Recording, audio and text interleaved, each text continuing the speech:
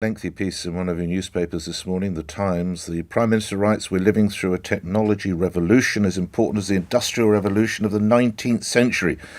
And he says how he wants to cement this country's place as a scientific superpower. And as a result, his government is to invest £250 million in AI, artificial intelligence, and other transformational technologies. Here with more details is Secretary of State for Science, Innovation and Technology, and obviously Conservative MP Michelle Donelan. Thank you for coming on the show. Good to have you on, Secretary of State. Where's the money going? Good morning. Good morning, Nick. Yeah, so we're investing 370 million of new money to take action now. So things like tech missions, which will allow us to develop new technology in AI. So that could have an impact on transforming medical care, for example, being able to diagnose people with conditions before they've even got it. And these technologies as well will lead us into a new era. So things like greener, cleaner transport, things like tackling climate change. All of this is only possible if we're investing in technology and science. But what does all of that mean? It also means more jobs and better paid jobs. And it means that we can tackle the problems not just of today, but in the future, so that we don't end up in a scenario where we don't have energy security, or that we're able to ensure that we're cutting waiting lists in the long term and not just the short term. What we've announced today is a strategic framework for science and technology that will be a roadmap to ensure that by 2030 we can be a science and technology superpower. And that's at the heart of the government's plans to really focus on cutting inflation, driving down the debt, and growing the economy by recognising what are the areas that will really make a difference towards those goals. How do individuals or indeed organisations know if they qualify? For those, so they will be able to apply for that £250 million, 250 projects. So they will be able to apply and get assessed by UKRI. But that's just one of the things that we're doing. In addition, what we're doing is trying to attract the best talent on AI from across the globe. We're also training more of our own talent by adding extra resource and having more globally recognized doctoral centers so that we can train those very best researchers in AI. There's a whole wealth of announcements that we've made today to make sure that we're punching above our weight and we're prioritizing science, technology, and innovation as the key unlocker to a better quality of life, both here in the short term, but also in the long term, because we want to be proactive and be thinking about what will boost our economy, not just today, but in years to come. Well, another announcement today has perhaps knocked your story off the front pages, which is the idea asylum seekers who arrive on small boats will be removed from Britain and prohibited from returning or claiming citizenship. The laws will be discussed tomorrow. But upon arrival in this country, where will these individuals be detained? Well, all of that information will come out when the announcement's properly made by the Home Secretary and the Prime Minister. The general principle behind the bill is, as you point out, if you enter this country illegally, then you shouldn't be able to stay. I think, that's a common sense approach. It's the right approach. But where will you go? The record numbers of figures that we've seen. Those details will come out, Nick. I'm not at liberty to sort of make the announcement. Okay, can you at least indicate whether another third-party deal has been arranged, not just with Rwanda, with other countries? So, no, what this piece of legislation is about making sure that if a person comes here illegally, then they cannot then secure asylum in this country. The details of how we're doing that will be announced within legislation. So I really can't I know it's frustrating. I know, but you're aware we currently only have 7 centres where these individuals can be housed, and there's a backlog of 150,000. So are we going to hear that there are more centres to be developed? Well, you're trying to get me to pre-announce the Home Secretary's announcement, and I really can't. I know why it's frustrating, because this is a top issue for the general public and for yourself. That's why it's one of the key priorities for the Prime Minister. Those 5 pledges, he said, stop the boats.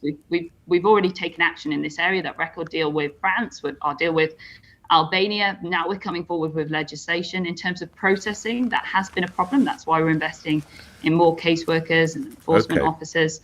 And you'll see that this is a government that is going to deliver and make good on this promise. This is something I'm sure about which you would have a view. The appointment of Sue Gray to be Sir Keir Starmer's Chief of Staff. What does that do to the reputation of the civil service? Well, look, the civil service, obviously, if you're in the civil service, you have to sign up to the code, which is based around impartiality and the conduct that you then undertake in that role. We've got no reason to believe that Sue Gray didn't act impartially during her tenure, but there are questions to ask about the process that has now taken place, and that is going to be done by the Cabinet Office. And also this appointment would have to be signed off by a COBA, who will go through and see whether it's fit and proper for her to take up this office following directly on from the civil service. Does it in any way call into question some of the contents of the Partygate report that was submitted last year? Look, as I said, we've got no reason to believe that she didn't act impartially throughout her tenure in the civil service. But what we do need to look at is the process that's been followed in terms of this appointment, and also COBA need to look at whether it is suitable for her to take that straight after the civil service. Your close colleague Chris Heaton-Harris said yesterday, "I do not believe for 1 second Boris Johnson knowingly misled Parliament." Do you concur? I'm somebody that always bases my decision-making and thought process on the evidence. And at the moment, we haven't had that full inquiry out into exactly what the Privileges Committee conclude on this matter. So I'm going to wait for that information before I make a judgment. It's reported that Boris Johnson is to nominate his father, Stanley, for a knighthood. Is that appropriate? It is reported. I saw that story myself in the Times today. I think at this stage it is just speculation. Obviously, it's the Prime Minister's and ex-Prime Minister's prerogative to be able to make those types of appointments. But we'll see if this story is true or not. I'm not sure either way, to be honest, Nick. Right, but how comfortable would you be? Well, it wouldn't be down to me. You have a view. You're likely to be asked. I mean, you're a senior member of the Conservative Party. If it does go ahead, you're likely to be asked. And, it's sort of not jobs for the boys, it's knighthoods for the dad, isn't it? Every Prime Minister and previous Prime Minister makes a number of appointments to a range of different individuals, and it's up to them to see whether they think that is fit, and then it's fed into the system for the process. So let's see and wait if this is true or not. You don't have a problem with that on that one, lastly, then? You wouldn't? No. I think there are bigger fish to fry, to be honest. I think, the key things that are coming up on my doorsteps in my constituency are in line with the Prime Minister's 5 priorities in terms of cutting those waiting lists, stopping those votes, as we've talked about today, growing our economy, getting our debt down, halving inflation, and 3 of those are directly linked to the announcement that we've made today, which is about turbocharging our economy, not just here and now, but in the future, and improving people's quality of life. Okay. As a former Culture Secretary, lastly, do you think some of the works of Roald Dahl need to be redone, rewritten, censored in a way? Absolutely not.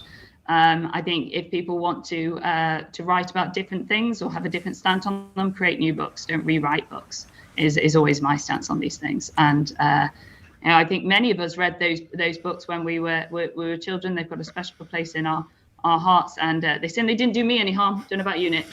I don't think so, but lastly, the Sunday Telegraph, Michelle Donelan, even is reporting that Penguin wants to look at Cinderella and Sleeping Beauty as to whether they need to be rewritten. I certainly remember reading Ladybird books as a child, and I rather enjoyed them. Well, yeah, so did I. And where do you stop with all of this? It is a bit mad. We also have to prepare our children to be able to grow up in the real world, don't we? And to be able to analyse things and think critically. You don't do that by stripping everything out. It would make for very dull reading, I would think. It would, and I'm grateful for your time. Thank you, Michelle Donelan, as Science, Innovation, Technology, Secretary of State and Conservative MP, appearing here on LBC, where the 8 o'clock news is next. On your radio, on Global Player, and Play LBC. leading Britain's conversation. This is LBC.